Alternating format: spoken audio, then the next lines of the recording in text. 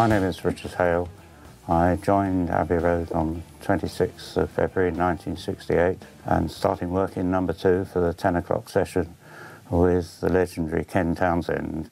My name's Peter Mew, and at the moment I'm the senior remastering engineer, and I started here in 1965. And in the 70s I was a recording engineer. In that period it was the role of the technical engineers in the amp room to set up all sessions in all 3 studios. Classical in number 1, shows in number 1, the pop sessions of the day in number 2 and number 3 studio. We had to wear white coats, brown coats for the porters, and the assistants just had to be tidily dressed. In the 60s we were in an era where you would record 4 titles in a session, whether that be an orchestral session or a group session or whatever. The idea was to get an A and a B side and a couple of spare tracks done in a session in 3 hours. The equipment was pretty rudimentary. The mixers have 12 inputs, so the possibilities of having lots of mics is pretty limited. I have here a selection of the mics that we used in this period. On the top part of a drum kit would be the new Neumann KM84, which came into service late '67. And for the bass drum, some guys preferred the AKG D19, others preferred the D20. If we were limited in the availability of mics, the introduction of the FET47 was also used by some for the bass drum.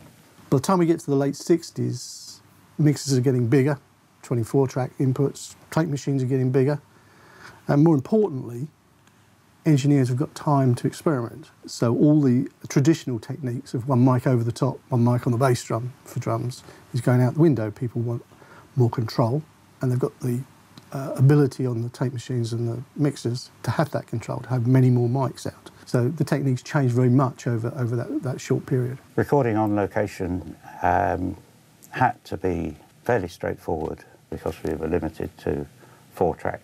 This changed in 1974 when the EMI TG mixer enabled us to record 8-track on the road.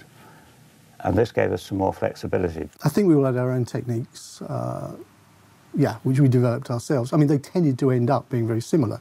Most people tended to have 1 mic on each drum, 2 over the top, 1 on the hi-hat, 1 on the bass drum.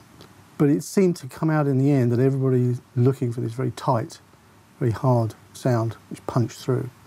So you'd get the drummer to tune his toms so that they made a nice sound, you know, as they descended through the toms onto the floor tom.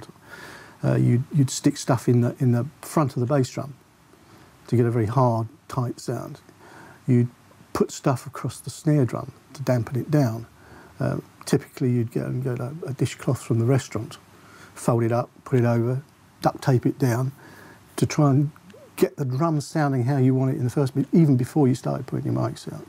When we went to 8-track, that was when you first started to see stereo drums, because you had those additional tracks that you could spread around. After that, when you got to 16-track, you then had a track per drum almost. You'd end up with 5 or 6 tracks of drums.